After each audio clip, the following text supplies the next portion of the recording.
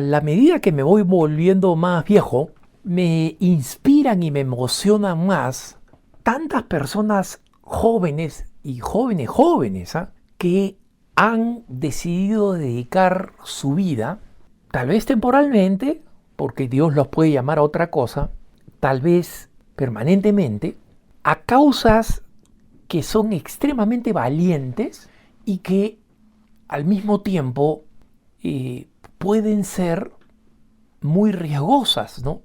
Pienso en los jóvenes cristianos en China, por ejemplo, que no dejan de predicar el evangelio, que se dejan apalear, castigar, encarcelar, y son jóvenes, ¿no? Porque para nosotros los más viejos, decir, mira, he cometido tantos errores en mi vida, soy católico, creo en la gracia, creo en la redención y deseo firmemente ir al cielo, y como el purgatorio me asusta, se los digo yo personalmente, ¿no?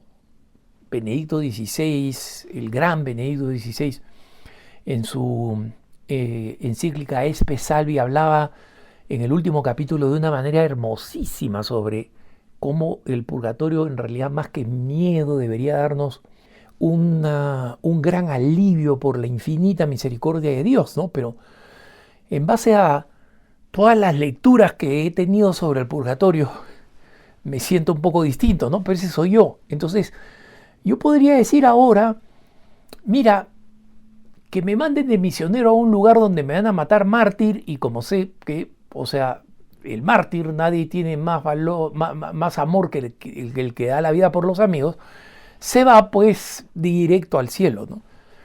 Pero personas jóvenes tienen mucho que hacer, tienen mucho que dar, ¿no? Tienen mucha más vida por delante que la que nosotros hemos detrás nuestro, ¿no? Entonces, los combatientes pro vida, por ejemplo, en América Latina o en los Estados Unidos, los jóvenes, ¿no? Las jóvenes, porque quiero específicamente destacar cómo el número de jovencitas es asombroso, ¿no? Como vemos más jovencitas a veces que jóvenes, sin menosvalorar a los varones y las razones que tienen para decir, mira, yo tengo que pensar también en ser una cabeza de familia, entonces pueden haber condiciones de distinto tipo, ¿no? Pero siento una gran admiración por ellos, y creo que todos nosotros, los que ya no somos tan jóvenes o no somos jóvenes para nada, debemos rezar por ellos, por esa generación de jóvenes valientes, por esa generación de jóvenes que han decidido el entregar, dedicar su vida a una misión, ¿no? Y uno de estos personajes que realmente me llama la atención por su valentía es una jovencita norteamericana que se llama Chloe Cole. Chloe se escribe Chloe y Cole, su apellido, es Cole. ¿Quién es Chloe? Chloe es una jovencita que a los 14 años decidió que tenía que era transgénero y que tenía que ser varón. Y ustedes dirán, pero bueno, a los 14 años pues uno tiene mucha confusión, etc. Bueno, no solamente confusión, en países como Estados Unidos y en Europa, lo vemos en España con las nuevas leyes de esa turba de vándalos que actualmente controlan digamos, el Congreso español, ¿no?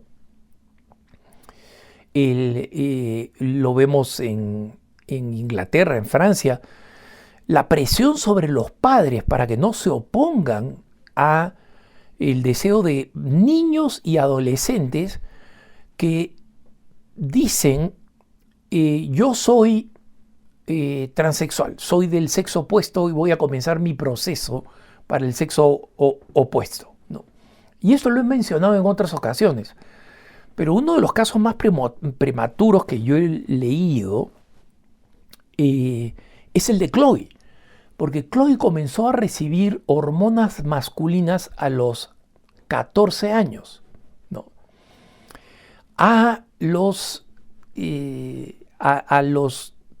16 ya tenía digamos, muchos aspectos de la apariencia masculina, vellosidad,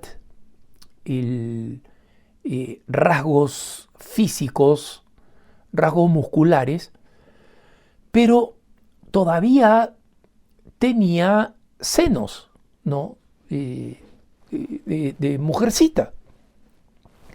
Y entonces a los 16 decide tener una mastectomía radical, ¿no? La mastectomía radical es la eliminación, digamos, de los senos de la forma más extrema posible, sin ninguna razón médica, porque nosotros sabemos que este es un procedimiento conocido que se lleva a cabo en el caso en que el cáncer de mama no puede ser administrado. Y como saben ustedes, para la gran mayoría de las mujeres es una experiencia tan dolorosa, tan triste, muchas veces traumática, que la oncología, o sea, la disciplina del cáncer, ha ido tratando de avanzar lo más posible para tener alternativas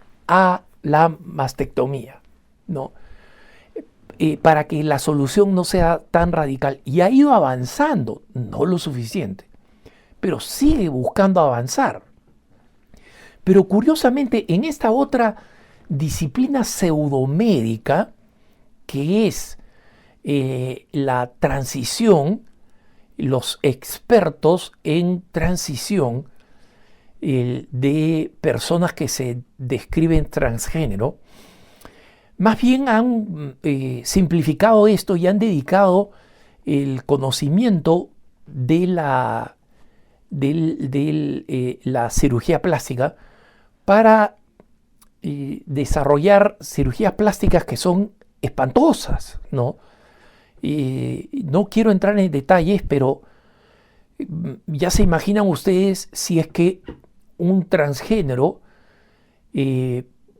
logra una mujer que quiere hacerse hombre, logra cambiar el órgano femenino por el masculino. Ustedes dirán, ¿cómo se hace? Hay una cirugía costosísima, es una fuente extraordinaria de dinero para quienes lo hacen, o al revés, un hombre que dice quiere ser mujer y le crean un remedio, pero un órgano con varias de las funciones del órgano femenino, ¿no? Entonces, Chloe, a los 17 años, se da cuenta que ha cometido un error sobre el que no va a poder dar marcha atrás. ¿Y por qué? Porque ella puede suspender la bomba de testosterona que recibe regularmente, con muchos efectos colaterales, y en consecuencia perder la apariencia masculina.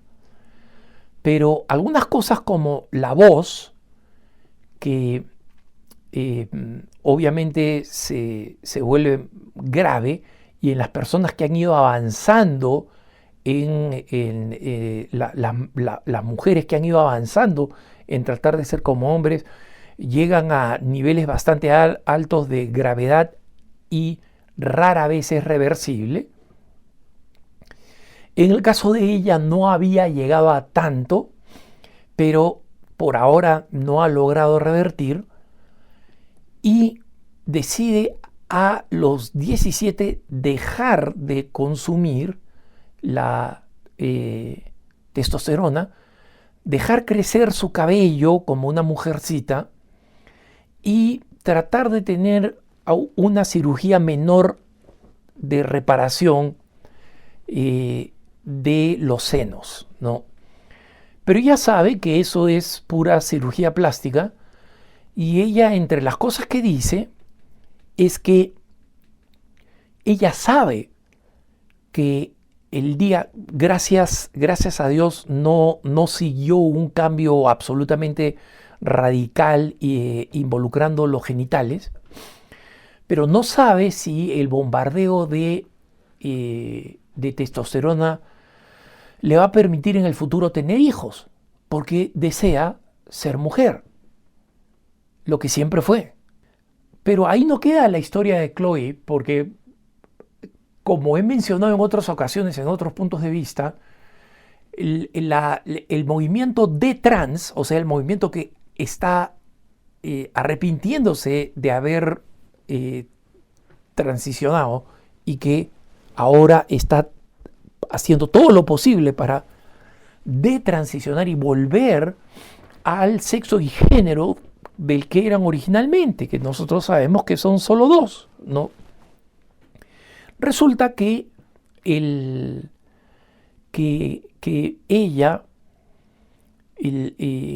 ha decidido además convertirse en una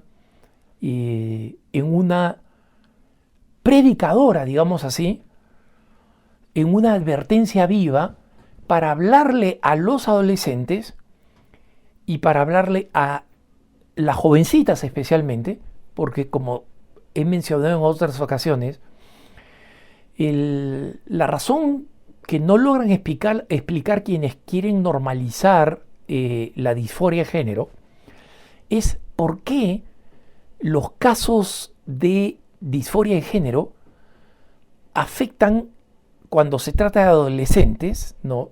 Los números en adultos son distintos, pero cuando se trata de adolescentes afectan 10-1 a las mujeres respecto de los hombres. O sea, hay 10 muchachitas que pasan por la pubertad que quieren volverse hombres contra 1 de hombres que quieren volverse mujeres, ¿no? Entonces, Chloe tiene su cuenta de Twitter. Recuerdo cuando recién apareció con unos 1500 seguidores y ahora pasa los 100.000 en pocos meses, ¿no? Y es alguien que se voluntaría a explicar dos cosas, ¿no? Primero, ¿cuáles fueron los detonantes psicológicos que la llevaron a pensar yo tengo que ser hombre? Y donde explica las tremendas dificultades por las que pasa una mujercita a través de la pubertad, ¿no? Y la adolescencia, la crisis de identidad que tiene por los falsos modelos y los modelos extremos que hay de cómo debe aparecer una mujer. Piensen ustedes en las versiones exageradas y falsas, pues por culpa de la cirugía plástica, de cómo se debería ver una mujer, entre comillas, bonita, qué cosa significa ser, entre comillas, atractiva, cómo se confunde la atracción sexual con la valoración, cómo muchas veces las muchachitas piensan que la valoración depende de cómo se ven o cuán atractivas son sexualmente para el sexo opuesto, algo que sabemos que ya tiene muchos años, pero que ahora pretenden explicar, si yo no soy atractiva, entonces es porque tengo que ser hombre, ¿no? Entonces, así, en vez de ser presa, paso a ser depredador, si quieren ustedes, para verlo de esa forma, ¿no? Entonces, explica toda esa dificultad y el proceso psicológico que se da en un contexto cultural en el que la presión sobre los padres para que no interfieran con los deseos de sus hijos. La presión para que los psicoterapeutas, que deberían decir, no, hijita, este es otro problema, niñita, este es otro problema, tú estás pasando por una crisis natural que puede ser un poquito más intensa, un poco más grave que la que pasan normalmente otras personas, pero es básicamente un proceso temporal. La enorme presión que existen para que ningún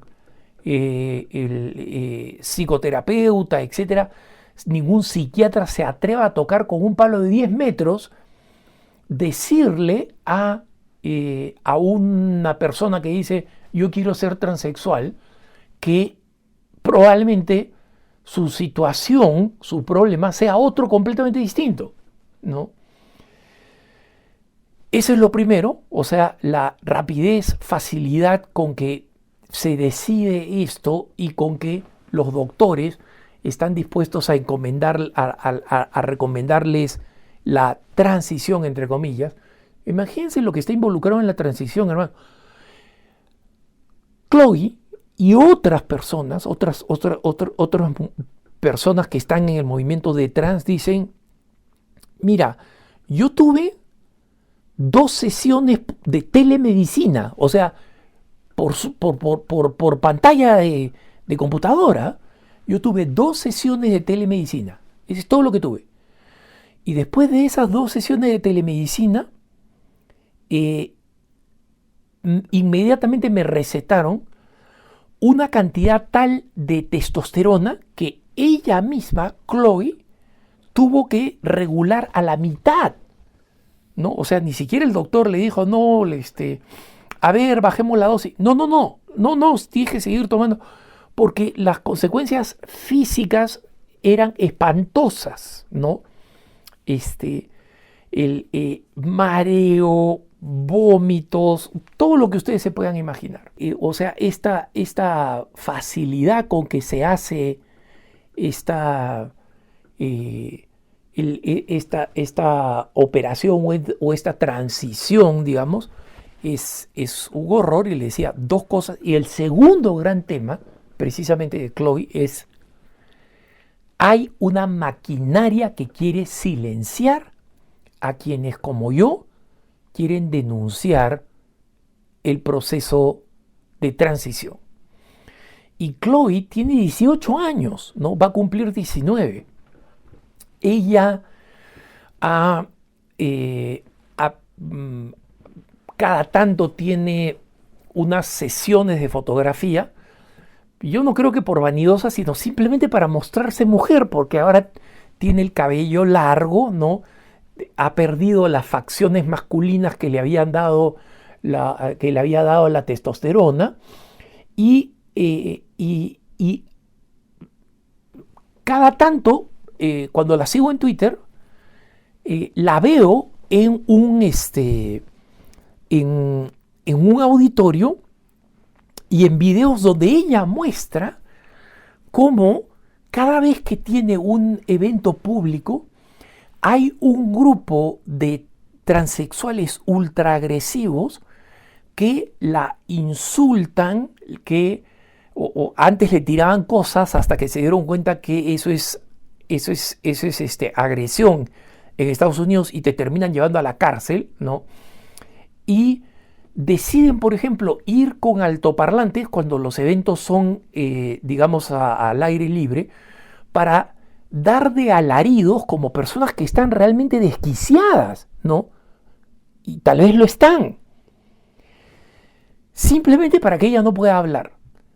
Pero el sentido del humor, la gracia, ¿no? Lo grácil que es, lo femenina que es, y lo valiente que es realmente un testimonio enorme, y es, sinceramente creo, una de las muchas heroínas que tenemos hoy en día que están defendiendo la causa de la vida, de la familia y de la verdad sobre la creación de Dios que nos ha hecho hombre o mujer. Que tengas un buen día.